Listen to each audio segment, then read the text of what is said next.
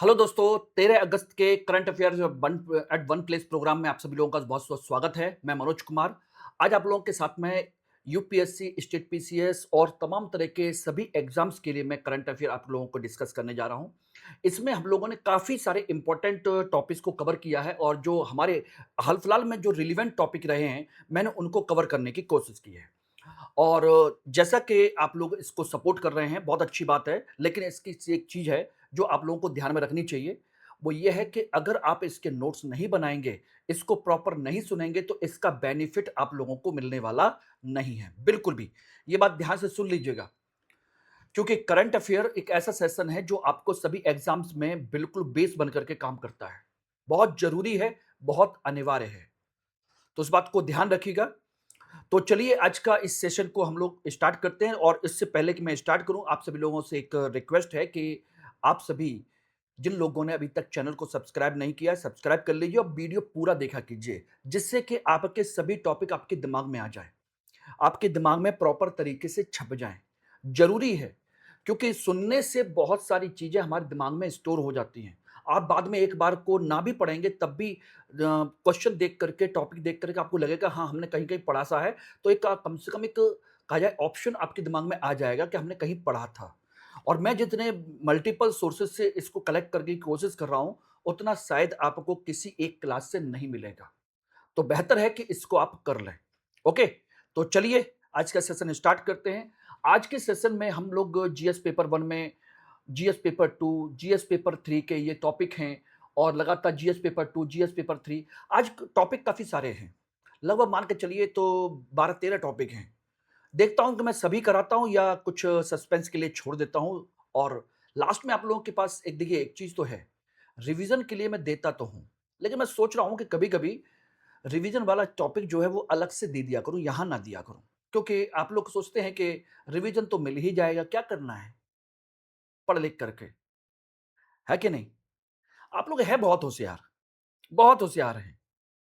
लेकिन कोई नहीं, चलिए देखते हैं। ओके, चलिए।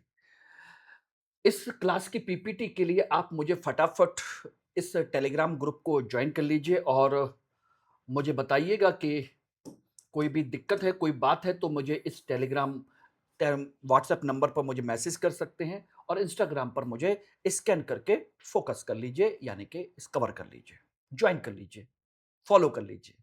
ओके, चलिए। आज का एक पहला टॉपिक है हमारा, वो है काल मुरली किला।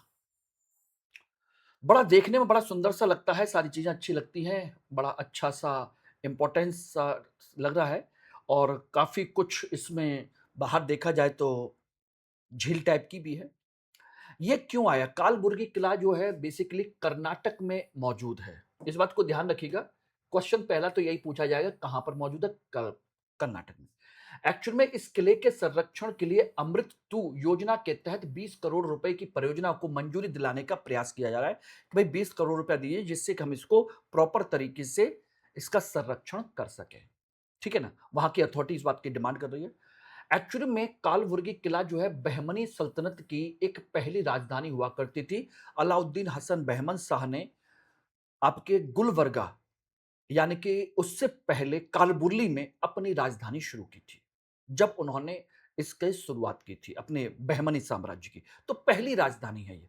इस बात को हिस्टोरिकल पॉइंट ऑफ व्यू से याद रखिएगा। अब ये जो परियोजना की बात की रही है, इसमें जो बनाया गया किला है, इसमें 30 फुट चौड़ी खाई की सफाई और ग्रीन लैंडस्केप के विकास का शामिल है कि भाई ये जो 30 फुट चौड़ी जो खाई है, इसको प्रॉपर तरीके से डेवलप किया जाए और चारों तरफ ग्रीनरी वगैरह सारी चीजें डेवलप की जाएंगी। इसके अंतिम प्रशासनिक मंजूरी के लिए आर्कियोलॉजिकल सर्वे ऑफ इंडिया के हस्तक्षेप को मांगा गया कि भाई आप इसमें थोड़ा सपोर्ट करिए, तो ये सारी चीजें हो जाएंगी। तो ये आर्ट एंड कल्चर के पॉइंट ऑफ व्यू से काफी इंपॉर्टेंट हो जाता है। ठीक है।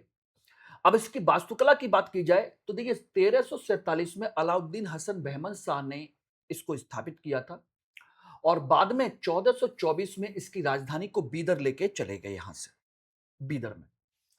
दूसरा क्या है, इसके किले की खास बात क्या है कि इसमें किला 57 एकड़ में फैला हुआ है, जिसकी 50 फीट मोटी दोहरी दीवारें हैं, यानी कि ये रही आपकी डबल डोर ओपन कोर्टयार्ड है, दोहरी दीवारें हैं, बड़ा बेहतरीन है। और 26 फीट का की यहाँ पर एक तोप भी मौजूद है। तीसरी, यहाँ की जो शैली है इंडो पर्शियन स्टाइल है। यह स्थानीय हिंदू नक्काशी फारसी गुंबदों का एक बेहतरीन मेहराब है। यहाँ पर एक ट्रेडिशनल मस्जिद भी है और एक काल-बुर्लगी की जामा मस्जिद भी है।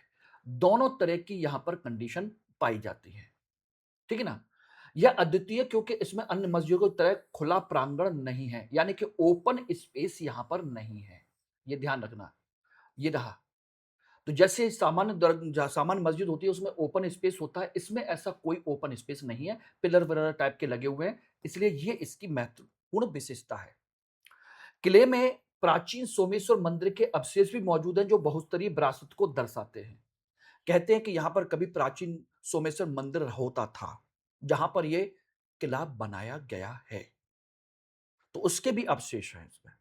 तो क्वेश्चन आपसे ये भी पूछा जा सकता है कि यहाँ क्या चीज़ मौजूद है? ओके। अब दूसरा भी एक टॉपिक है आपके आर्ट एंड कल्चर से रिलेटेड है, पद्मनाभ स्वामी मंदिर और पीपीसी। बोले कि ये क्या चीज़ है? देखिए, इंडिया पोस्ट ये तो आप जानते हैं, ये हमारा भारत का जो पोस्ट ऑफिस हुआ करता था, अब उसका नाम बदल करके हो गया है इंडिया पोस्ट। इंडिया पोस्ट ने केरल के तिरुवनंतपुरम स्थित पद्मनाभ स्वामी मंदिर को समर्पित एक स्थायी चित्रमय रद्दीकरण जारी किया है। ये रहा। प्रीमियम स्पेशल कवर कहते हैं। ये रहा पीपीसी, परमानेंट जो है आपका पिक्चोरियल कैंसिलेशन, यानी कि किसी भी पोस्ट कार्ड पर किसी भी उस पर इसकी मोहर लगी रहेगी एक तरीके के स्टाम्प की तरह, जिस पर यह सिंबल रहेगा, इसको कहा जाता है पीपीपी। पीपीसी प्राप्त करने वाला यह केरल का चौथा मंदिर बन गया है। पहला सबरीमाला, गुरुवायूर और मधुर मंदिर के बाद ये तीसरा चौथा मंदिर है। पीपीसी एक पोस्ट मार्क है जो किसी ऐतिहासिक स्थल को दर्शाता है उसकी मोहर के तौर पर। यह साधारण डाक मोहर की जगह लेता है और इसे स्थायी रूप से उपयोग किया जाता है, परमानेंटली इसको यूज करते हैं। ओके, ध्यान रखना। दूसरा, अब बात करें तो इस मंदिर की वास्तुकला को लेकर के, तो ये जो मंदिर है द्रविड़ शैली का मंदिर है जिसमें 100 फीट ऊंचा गोपुरम है। गोपुरम यानी कि इसका गोपुरम ही, यानी कि मेन एंट्री गेट ही बहुत बड़ा है। और इसमें देखा जाए तो केरल की ढलवां छत और लकड़ी की नक्काशी का डिजाइन बनाया गया है। ये रहा इस तरीके के ढलवां। दूसरी बात, ये मंदिर किसके लिए है? ये मंदिर है भगवान विष्णु के अनंत शयन मंदिर के तौर पर है, जहां पर भगवान शिव जुम्बो भगवान जो विष्णु है क्षीर सागर में शेषनाग पर लेटे हुए मूर्ति के तौर पर है। यहां पर त्रावणकोर के राजा मार्तंड वर्मा ने राज्य भगवान को सौंप दिया था और स्वयं को पद्मनाभ दास घोषित कर दिया था। ये मार्तंड वर्मा वही हैं जिनको मैं मॉडर्न इंडिया में पढ़ाता हूं, केरल के राजा मार्तंड वर्मा, जिन्होंने त्रावणकोर को केरल वेरल के क्षेत्र में अपना विस्तारित कर दिया था। ये वही है। ठीक है। तीसरा, इसमें 3 डोर व्यूइंग है। 18 फीट लंबी मूर्ति के दर्शन गर्भगृह के 3 अलग अलग दरवाजों से किए जाते हैं अंदर। और केरल का कुलशेखर मंडप अपने संगीतमय स्तंभों के लिए प्रसिद्ध है। यहां पर तो इसमें एक मंडप है जिसमें कुलशेखर मंडप कहते हैं, जिसके पिलर पर अगर आप कोई भी टकराते हैं तो आराम से वहां पर क्या आते हैं, म्यूजिक उत्पन्न होता है। और ये साउथ की बहुत बड़ी पहचान है, बहुत बेहतरीन पहचान में से एक माना जाता है। जैसे आपने विट्ठल स्वामी मंदिर के बारे में बात किया था, हजारा टेम्पल है, विट्ठल स्वामी मंदिर है आपके कर्नाटक में, हम्पी में। तो उसी तरीके से ये भी है। अब आते हैं हम एक टॉपिक पर, इकोनॉमी पर बड़ा बवाल मचा हुआ है एफसीआरए को लेकर के, फॉरेन कंट्रीब्यूशन रेगुलेशन एक्ट। कि भाई विदेशी लोग भारत में बहुत सारे लोगों को पैसा धन लेते हैं, देते हैं और सारी चीजें, या भारत के लोग बहुत सारे देशों से धन लेते हैं, लेकिन उसमें कभी कभी क्या होता है कि उस पैसे का दुरुपयोग भी होता है। इसलिए सरकार एफसीआरए बिल लेकर के आई है जिसमें विदेशी जो धन लिया जाता है उसको कंट्रोल करने के प्रावधान है। ठीक है। उसको लेकर के इस पर मैं ऑलरेडी अब 2 से 3 बार मैं क्लास में डिस्कस कर चुका हूं, लेकिन यहां पर मेरा डिस्कस करने का मतलब है कि यह मुद्दा जो है जेपीसी यानी जॉइंट पार्लियामेंट्री कमेटी के पास चला गया, क्योंकि लोगों ने इसका विरोध किया और कई सारे आपके धार्मिक संगठन हैं जिन्हें विदेशों से चंदा मिलता है, उन्होंने भी सरकार से आकर के मुलाकात की और उनसे कहा कि भाई इसमें थोड़ा सा बदलाव कीजिए। हम कैसे कर पाएंगे फिर, क्योंकि इसमें एक प्रावधान यह था कि भाई एफसीआरए के तहत आपको एफसीआरए अकाउंट दिल्ली की एसबीआई शाखा में खोलना पड़ेगा, पैसा उसी अकाउंट में आएगा भाई, कहीं और अकाउंट में नहीं आ सकता। और एफसीआरए के थ्रू पैसा किसी पॉलिटिकल पार्टी को, किसी भी इस तरह के चीज़ों को नहीं जा सकता। कोई भारत का जो अधिकारी है या उसका कहा जाए कि उम, ये जो आपकी पॉलिटिकल पार्टीज़ हैं, ये चंदा नहीं ले सकती। ऐसी बात कही थी। खैर, व्यापक राजनीतिक विरोध और क्षेत्रीय विरोध के बाद केंद्र सरकार ने विदेशी अंशदान संशोधन विधेयक 2026 को संयुक्त संसदीय समिति को सौंप दिया है कि भाई वो अब डिसाइड करेगी। संयुक्त संसदीय समिति। अब इसमें कंडीशन क्या है कि तमिलनाडु, मिजोरम, नागालैंड जैसे राज्यों ने इस बिल को वापस लेने की मांग की थी। ये बहुत बड़ा मुद्दा खड़ा हो गया। विवाद का मुख्य कारण था संपत्ति की जब्ती का कठोर प्रावधान। यदि किसी एनजीओ का एफसीआरए लाइसेंस रद्द होता है, तो उसकी संपत्ति राज्य द्वारा नियुक्त नामित प्राधिकारी के कब्जे में चली जाएगी, यानी कब्जे संपत्ति भी चली जाएगी। ये रहा, ये कंसेप्ट है। अब संयुक्त संसदीय संसदीय की संरचना क्या है?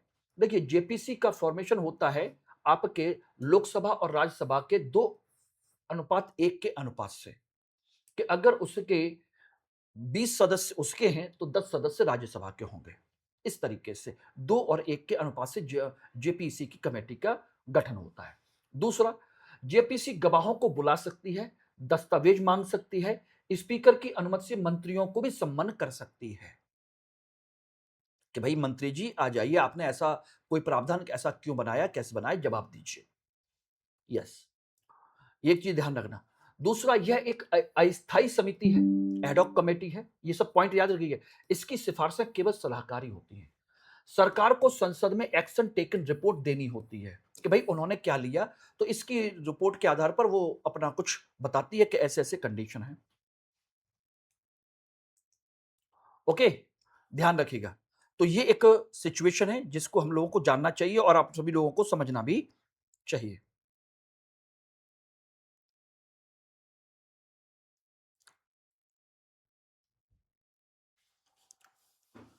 ओके एवरीबॉडी, तो ये जॉइंट पार्लियामेंट कमेटी। इसी तरीके से पॉलिटी का भी एक क्वेश्चन जिस पर आप लोगों की शायद नजर ना गई हो। बहुत अच्छा टॉपिक है गवर्नर के टेन्योर को लेकर के। बहुत अच्छा। उत्तर प्रदेश की जो गवर्नर हैं, राज्यपाल हैं आनंदीबेन पटेल, उनको लगातार 7 साल हो गए हैं। इसको लेकर के कुछ आपके प्रश्न चिन्ह खड़े किए गए, उन पर ये क्वेश्चन मार्क लगाया गया कि भाई बिना उनका कार्यकाल बढ़ाए, बिना उनको पुनः जॉइनिंग कराए या किसी भी अन्य तरीके से जैसे भी लीगली होता है, वैसा बगैर कुछ कराए, आप लगातार इनको 7 साल से आप कैसे राज्यपाल बनाए हुए हैं? इस बात को लेकर के चर्चा हुई थी। और ये जनरली न्यूज़पेपर में मिलता नहीं है। बहुत छोटे से कॉलम में एक जगह दे रखा था, तो मुझे लगा कि मुझे आपको ज़रूर बताना चाहिए और ये पॉलिटी का इश्यू आपको समझना भी चाहिए। ओके, तो राज्यपाल का कार्यकाल और अनुच्छेद 156 का प्रावधान है। उत्तर प्रदेश की राज्यपाल का कार्यकाल सामान्यतः सब किसी भी राज्य में 5 साल का होता है, लेकिन उनका 7 वर्ष चलने पर राजनीतिक विवाद उत्पन्न हो गया है। बिना नए आदेश के पद पर बने रहने की वैधता पर सवाल उठाए गए हैं कि भाई आखिर उनका संवैधानिक स्थिति क्या है और डॉक्ट्रिन ऑफ प्लेजर का कंसेप्ट क्या है? ये बताइए। अनुच्छेद 156 क्या कहता है? 155, राज्यपाल की नियुक्ति सीधे राष्ट्रपति के द्वारा की जाती है। 156 एक, राज्यपाल राष्ट्रपति के प्रसाद पर्यंत पद धारण करते हैं। अनुच्छेद 156 3, राज्यपाल का सामान्य कार्यकाल 5 वर्ष का होता है। ये तीनों चीजें हैं। तो फिर ये लगातार 7 वर्ष तक बिना किसी कार्यकाल को बढ़ाए, बिना किसी कुछ किए, ये लगातार कैसे चला? ये इसका संवैधानिक निरंतरता कंसेप्ट है। 5 ईयर टर्म कंप्लीट हो चुका है। प्राइवेट सो किक्स 156 3 के तहत है। लीगल कंटिन्यूएशन नो इंट्रीगेनम है और अंटिल सक्सेसर अराइव, मतलब जब तक उत्तराधिकारी नहीं आता तब तक वो बने रहते हैं। प्राइविजो क्लॉज क्या कहता है 156 3 के तहत? परंतु कुछ कहता है कि कार्यकाल समाप्त होने पर भी राज्यपाल तब तक पद पर रहेगा जब तक कि उसका उत्तराधिकारी पद ग्रहण ना कर ले। लेकिन क्या 2 साल से कोई उत्तराधिकारी आया ही नहीं है? ये विवाद है। 5 वर्ष के बाद भी बिना नए अपॉइंटमेंट लेटर के पद पर बने रहना पूरी तरह से संवैधानिक है। संवैधानिक शून्यता रोकने के लिए, ये इसलिए इस कंसेप्ट के आधार पर उनको दे दिया था, भाई उनका उत्तराधिकारी नहीं आ रहा है इसलिए बने हुए हैं। अब राष्ट्रपति ने किसी नए उत्तराधिकारी को नहीं भेजा है। देखिए, ये चीज आपको समझनी चाहिए कि कितने दिन तक, तो ऐसा कोई कंसेप्ट यहां पर नहीं था। बीपी सिंघल केस 2010 में सुप्रीम कोर्ट ने कहा कि राष्ट्रपति का प्रसाद पद अधिकार मनमाना नहीं हो सकता। It is not the arbitrary कि अपनी मर्जी से कुछ भी कर लेगी, 10 साल, 15 साल, 20 साल, ऐसा नहीं। कॉन्स्टिट्यूशन एंगल कहता है पुंछी आयोग, इसको जरूर आपको ध्यान रखना चाहिए, ने राज्यपालों के लिए तय 5 साल का कार्यकाल और महाभियोग द्वारा हटाने की सिफारिश की थी। तो राज्यपाल के पास कोई निश्चित कार्यकाल सुरक्षा नहीं है, लेकिन 5 वर्ष बाद भी वो पद पर बने रह सकते हैं, 156(3) के तहत रह सकते हैं, इस प्रोविजन के तहत। अब ये राष्ट्रपति का वही केस है, बीपी सिंघल केस के तहत अगर कुछ कार्रवाई हो सकती है तो हो सकती है। तो ये एंगल आपको समझना चाहिए कि भाई आखिर ये क्वेश्चन कैसे बना। अगर सिंपल पॉलिटिकल क्वेश्चन आ जाए और इस तरह की सिचुएशन हो, तो आपको क्या लगेगा कि भाई ये तो पॉलिटिकल क्वेश्चन है, लेकिन ये करंट का क्वेश्चन है और करंट के क्वेश्चन से ही आपके ट्रेडिशनल क्वेश्चन बनते हैं। इसलिए करंट का जो पेपर है वो आपके सामान्य पेपर का 80 70 से 80% का वेटेज कवर करता है। अगर आपने करंट को ढंग से कवर कर लिया तो यूपीएससी क्वालिफाई, क्योंकि यूपीएससी के पेपर सेटर जो होते हैं करंट के बैकग्राउंड से पेपर को बनाते हैं, किताबें खोल के नहीं बनाते। ठीक है ना। अब एक टॉपिक और है डीजीएफटी, ये आपकी इकोनॉमी का क्वेश्चन है। डीजीएफटी ईओडीसी और आयात योजनाएं।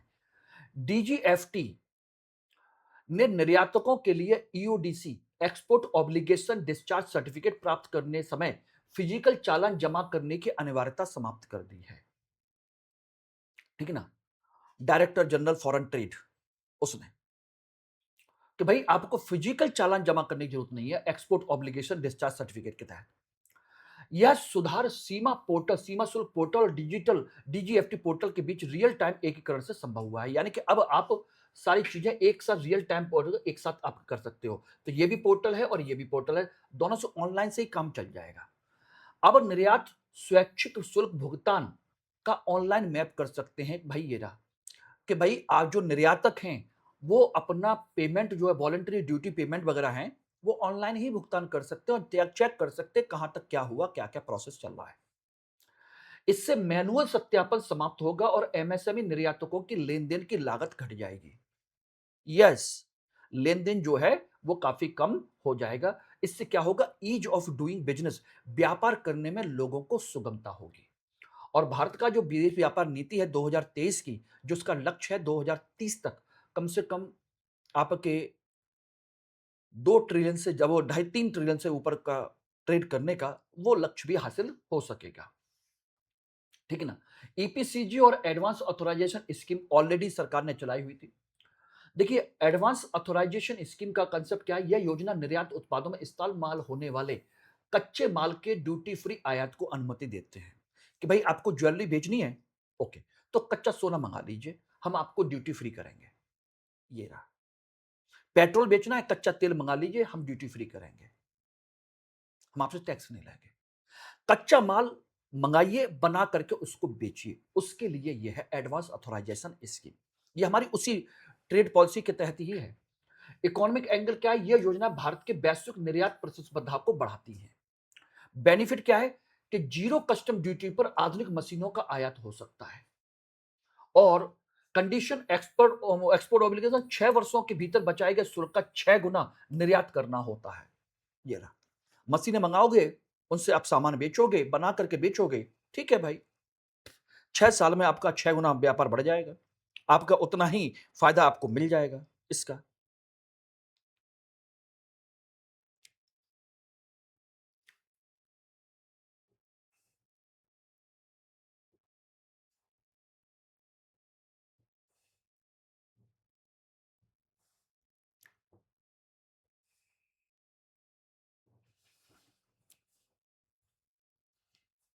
ओके, तो ये हो गया, समझ में आ गया। यदि मशीनें स्वदेशी खरीदी जाती है तो निर्यात दायित्व तो घटकर 75% रह जाता है, दायित्व 75% रह जाएगा। अब एक इंपॉर्टेंट टॉपिक है आपका प्रकृति ज्ञान धाम। प्रकृति ज्ञान धाम ये क्या है? केंद्रीय मंत्री डॉक्टर जितेंद्र सिंह ने लखनऊ में भारत के पहले एजुकेशनल हब प्रकृति ज्ञान धाम का उद्घाटन किया है। तो ये इंपॉर्टेंट है, कहां पर बनाया गया है, ये रहा। इसे CSIR-NBRI national botanical research institute द्वारा लखनऊ के बंथरा में विकसित किया गया है। बंथरा में यह विज्ञान और समाज को जोड़ने वाला एक जीवित जैव विविधता कक्षा है। ये रही, क्लासरूम होंगे लेकिन इकोलॉजिकली बिल्कुल बैलेंस्ड होंगे, प्रकृति के बीच में आपके होंगे। उद्घाटन के दौरान केरल के कुटुंबश्री मिशन को हर्बल तकनीकें भी हस्तांतरित की गई हैं। ये रही, इसी उद्घाटन के दौरान केरल के कुटुंबश्री मिशन को हर्बल जो तकनीकें हैं वो भी दी गई हैं कि भाई ये लीजिए, आप करिए, इसको कर सकते हैं। ओके, तो ये इसका कंसेप्ट है। अब इसमें क्या क्या चीजें की पॉइंट दे रही है, ये है बेसिकली एक्स-सिटू संरक्षण और प्रमुख एन्क्लेव, प्राकृतिक आवास के बाहर वनस्पतियों का संरक्षण, एक्स-सिटू यानी कि आवास के बाहर। एनबीआरआई बॉटनिकल गार्डन को लिविंग नेशनल रेस्पोजिटरी का दर्जा प्राप्त है। अब ये सारी चीजें कैसे कैसे इसके साथ देखिएगा। इसमें है पवन पथ, यह क्यूआर कोड सक्षम हेरिटेज ट्रेल है जो भारत के विभिन्न इकोलॉजिकल जोन को दर्शाता है। पवन पथ, उसके अंदर विभव एन्क्लेव, दुर्लभ और संकटग्रस्त जो पौधे हैं उनका संरक्षण यहीं पर किया जाता है। हेरिटेज गार्डन, ऐतिहासिक महत्व के पेड़ों, 1917 के चंपारण आम के पेड़ का क्लोन यहां पर मौजूद है, वही 1917 के चंपारण चंपारण सत्याग्रह वाला, वहां पर। बम्बूस्टियम, कार्बन सिंक, कार्बन सोखने वाले स्वदेशी बांस की प्रजातियों को बढ़ावा दिया गया है यहां पर। तो प्रकृति ज्ञान धाम वैज्ञानिक अनुसंधान को, आम जनता की जागरूकता और ऐतिहासिक धरोहरों को संरक्षण को, दोनों को जोड़ने वाला एक कंसेप्ट है, दोनों को एक साथ कनेक्ट करने वाला। बताइए कैसा है, कितना बढ़िया हो अगर रियली में हर स्कूल, हर कैंपस ईंट पत्थरों की दीवारों के बजाय ऐसे ही ग्रीनरी वाला हरा भरा चारों तरफ से बेहतरीन कैंपस हो, तो एक से एक बढ़िया नेचुरल साइट्स, नेचुरल प्लांट्स हों, सारी चीजें हों, गार्डन हों, और वहां पर सोचिए गांव के जो सरकारी स्कूल भी ना, वो भी बेहतरीन तरीके से डेवलप किए जाएं, सब लोग मिल करके, तो कितना बेहतरीन नजारा होगा वहां का, पर्यावरण भी और शिक्षा भी।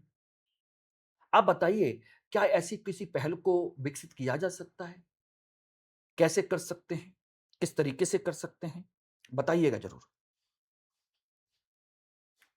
ओके, तो करना तो चाहिए, मेरे दिमाग में तो आया। आप लोग क्या सोचते हैं इस तरह की चीजों पर?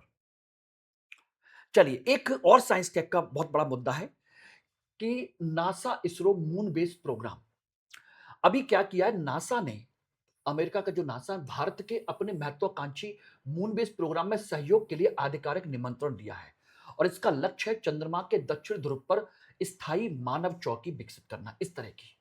ये रहा कि नासा का प्रोग्राम है, इसमें कह रहा है कि इसरो आप भी आ जाइए। और ऐसा क्यों है? क्योंकि भाई आज इसरो की टेक्नोलॉजी किसी दुनिया की टेक्नोलॉजी पीछे नहीं है। वो अलग बात है कि बीच में कुछ आपके वैज्ञानिक छोड़ के जाने लगे, कहीं ना कहीं सरकार की फेल्योर रही है कुछ ना कुछ, कि उनको वो सारी सुविधाएं या वो सारी चीजें फैसिलिटी नहीं दे पाई कि एक साथ बड़ी संख्या में 100-200 साइंटिस्ट छोड़ के जा रहे हो। ये कहीं ना कुछ तो मिस्टेक हुई थी वहां, वरना ये हमारा स्पेस प्रोग्राम ऐसा प्रोग्राम है जो हमारे हर साइंस के डिपार्टमेंट से 21 काम किया है इसमें, और भारत का नाम रोशन किया है। खैर, वो मुद्दा अलग है। यह आमंत्रण बेंगलुरु में Bharat America civil space joint working group की 9वीं बैठक में दिया गया था। यह ट्रस्ट इनिशिएटिव और आर्टेमिस एकॉर्ड के तहत दोनों देशों के बढ़ते सहयोग का हिस्सा है। तुम्हारे दो प्रोग्राम है, ट्रस्ट इनिशिएटिव है और आर्टेमिस एकॉर्ड है, उसके तहत यह मौका दिया गया है। नासा इसरो का संयुक्त रडार मिशन निसार भी जल्दी ही लॉन्च होने वाला है। ये रहा नासा और इसरो का नाम दिया गया है Nisar, NASA ISRO synthetic aperture radar. ठीक है ना, ये लॉन्च होने वाला है। मून पॉइंट, बेसिक पॉइंट क्या है, मून बेस के चरण और भारत की भूमिका क्या होगी। देखिए, चंद्रमा के दक्षिणी ध्रुव पर रिसर्च बेस बनाना है जहां पानी बर्फ मौजूद है। या भविष्य के मंगल मिशन की तैयारी करनी है, जिससे कि हम यहां से फिर आगे मंगल के लिए जा सके, बेस बन के काम करेगा। तो हमारा पहला काम क्या है? रोबोटिक मैपिंग और लैंडिंग तकनीक का परीक्षण करना यहां पर चंद्रमा पर। फिर पावर इंफ्रास्ट्रक्चर, सोलर पावर और कार्गो इंफ्रास्ट्रक्चर स्थापित करना, जिससे कि यहाँ की जरूरी चीजें एस्टेब्लिश की जा सकें। और फिर ह्यूमन हैबिटेट कंस्ट्रक्शन, अंतरिक्ष यात्रियों के रहने करने के लिए हैबिटेट का निर्माण करना, पूरी की पूरी एक लेबोरेटरी वहां डेवलप करना है। यह है इसरो एज। चंद्रयान 3 की सफल लैंडिंग के बाद भारत का दक्षिण ध्रुव पर विशेषज्ञता प्रमाणित हो चुकी है। इंटरनेशनल एंगल, 2035 तक भारत अंतरिक्ष स्टेशन और 2040 तक चंद्रमा पर किसी भारतीय को भेजने का लक्ष्य है। हमारा अपना खुद का मिशन वहां उतारने का लक्ष्य है। तो इस वजह से और हमारा फायदा होगा और इसरो आपके नासा में कंट्रीब्यूट भी कर पाएगा। तो एक इंटरनेशनल आपका क्या होगा, एक कोलैबोरेशन मजबूत होगा। ठीक है। अब एक इंपॉर्टेंट टॉपिक इस समय और भी है। आप इकोनॉमिक में जानते होंगे स्पेशल इकोनॉमिक जोन, भारत के अंदर ऐसे क्षेत्र जो विदेशों में निर्यात के लिए बनाए गए हैं, जहां से जो भी वस्तु बनेगी वो निर्यात की जाएगी, उस पर एक्सपोर्ट ड्यूटी नहीं लगेगी। स्पेशल इकोनॉमिक जोन चाइना की तर्ज पर बनाए गए थे। लेकिन अभी हाल ही में लोकसभा के डाटा के अनुसार भारत के 372 अधिसूचित सेज में से 95% अभी भी गैर संचालित हैं। वो में से 95 यानी कि 25% गैर संचालित है, यानी कि 25% अभी काम ही नहीं कर रहे। इन्होंने लैंड एक्वायर कर लिए, सारे काम कर लिए लगभग। सबसे ज्यादा हरियाणा में 14 गैर संचालित सेज हैं, ये नोट कर लीजिएगा। इसके बाद तेलंगाना में 12, कर्नाटक में 11 है। कारण है भूमि अधिग्रहण में देरी और टैक्स छूट की समाप्ति। जो टैक्स छूट मिल रही थी वो समाप्त कर दी गई है। आईटी और आईटीएस सेक्टर में वर्क फ्रॉम होम के कारण ऑफिस स्पेस की मांग घट गई है, क्योंकि भाई आईटी सेक्टर में वर्क फ्रॉम होम का कंसेप्ट ज्यादा चल गया है, इसलिए अब ऑफिस स्पेस की उतनी जरूरत नहीं पड़ रही है। भाई क्या करें। इन चुनौतियों के बावजूद सक्रिय सेज से निर्यात लगभग 16 लाख करोड़ तक बढ़ा है। ये रहा। सेज को व्यापार टैरिफ के लिए विदेशी क्षेत्र माना जाता है। हमारे क्षेत्र में एक विदेशी क्षेत्र है, हमारे देश में, क्योंकि यहां से जो कुछ भी निर्यात होता है उस पर टैक्स नहीं लगता। एमएटी मिनिमम अल्टरनेटिव टैक्स लागू होने से निवेशकों का आकर्षण अब कम हो गया है कि भाई अब मिनिमम तो देना पड़ेगा। पहले क्या था, बहुत सारी टैक्स की छूट थी, एक्सपोर्ट ड्यूटी तो लेते ही नहीं थे हम, इनकम टैक्स भी, कस्टम ड्यूटी भी, तमाम तरह की ड्यूटी वगैरह नहीं लेते थे, टैक्स नहीं लेते थे। शुरू के 5-10 साल हमने टैक्स छूट दे रखी थी। लेकिन अब कह रहे हैं कि नहीं भाई, अब मिनिमम अल्टरनेट टैक्स तो आपको देना ही पड़ेगा। तो निवेशक कहीं ना कहीं घबरा गए। पीएलआई योजना, प्रोडक्शन लिंक इंसेंटिव जैसी घरेलू योजनाओं से सेज को बड़ी प्रतिस्पर्धा मिल रही है। सेज में लगाने वाली फैक्ट्री है, उनको तो छूट मिल ही रही थी, लेकिन पहले क्या था कि घरेलू क्षेत्र में, यानी कि सेज के बाहर जो फैक्ट्रियां लगी हुई थी उनको कोई छूट नहीं थी, उनको टैक्स देना पड़ता था, एक्सपोर्ट ड्यूटी भी देनी पड़ती थी। तो उन्होंने भी सरकार पर दबाव डाला। फिर सरकार ने उनके लिए पीएलआई जैसी योजनाएं बनाई कि प्रोडक्शन लिंक, भाई आप उत्पादन करिए, हम उस पर आपको उसके अनुसार आपको सब्सिडी देंगे, इंसेंटिव देंगे। उससे क्या हुआ कि घरेलू उत्पादकों को बड़ा फायदा मिला और इसकी वजह से सेज के उत्पादकों को प्रतिस्पर्धा मिलना शुरू हो गई, तो उनको प्रॉब्लम होने लगी। इसी वजह से उनको प्रतिस्पर्धा मिल गई। एक बाबा कल्याणी समिति, नोट कर लीजिए यह सारी चीजें। और ये कभी भी पूछा जा सकता है कि सेज के समक्ष प्रमुख चुनौतियां क्या हैं। ये पूरे के पूरे इंपॉर्टेंट टॉपिक हैं। सेज की वर्तमान स्थिति की चर्चा करते हुए बताइए इसकी प्रमुख चुनौतियां क्या क्या हैं। ये रहे। तो कल्याणी समिति ने सेज को केवल निर्यात मॉडल से हटाकर 3ES मॉडल में बदलने का सुझाव दिया था कि भाई एम्प्लॉयमेंट इकोनॉमिक एनक्लेव में बदलने का सुझाव दिया था। स्ट्रेटरी एंगल क्या है? सेज का प्रशासन सेज एक्ट 2005 के तहत बोर्ड ऑफ अप्रूवल के द्वारा होता है। तो ये रहा आपका, इनको आप पढ़ सकते हो।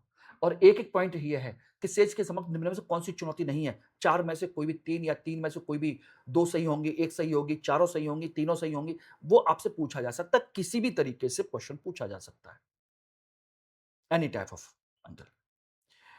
एक है ट्रिब्यूनल रिफॉर्म बिल 2026। संसद में नया बिल पारित किया जो प्रमुख 16 न्यायाधिकरणों के प्रशासन के लिए एक राष्ट्रीय न्यायाधिकरण आयोग की स्थापना करता है।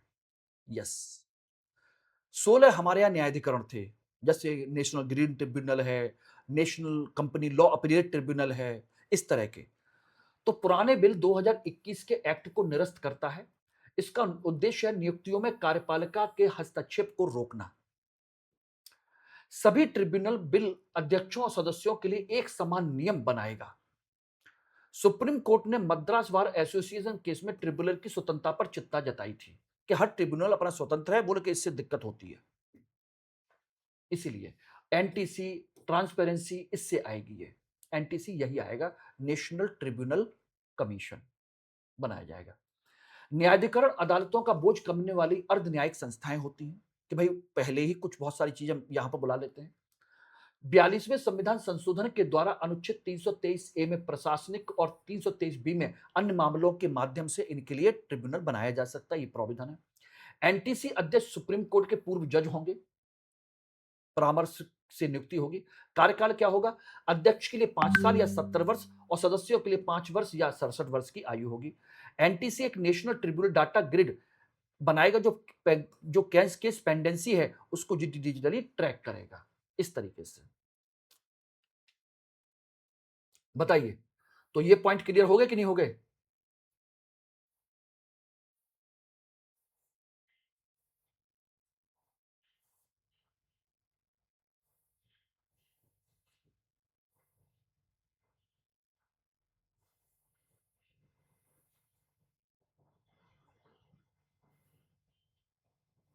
ओके, अब इसमें एक टॉपिक और देखते हैं। वर्ल्ड एलिफेंट डे कल ही मनाया गया था, 12 तारीख को, 12 अगस्त को।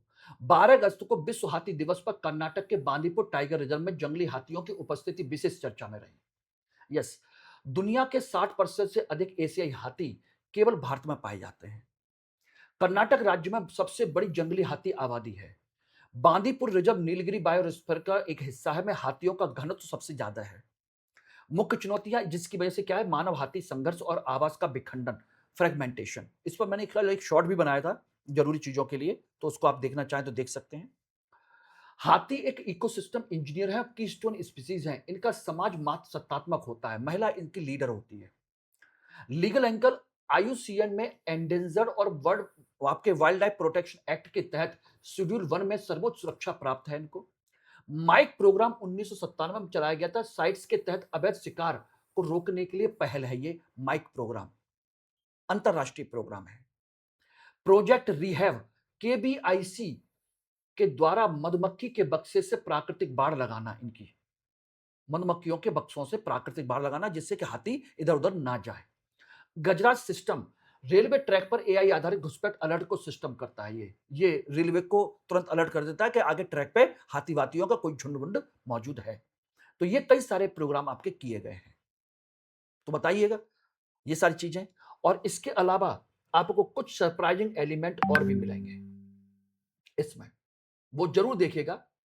एक टॉपिक और भी है, यूपीआई लेन देन पर आपका एमडीआर, मर्चेंट डिस्काउंट रेट, जिसको लेकर के इस समय बड़ा विवाद खड़ा हुआ है, बहुत बड़ा विवाद।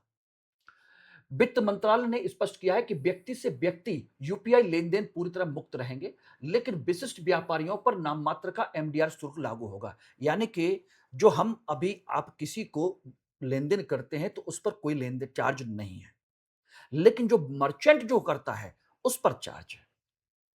अब कहोगे ऐसा कैसे? पीएसएस एक्ट 2007 की धारा 10 ए में संशोधन के बाद हुआ है।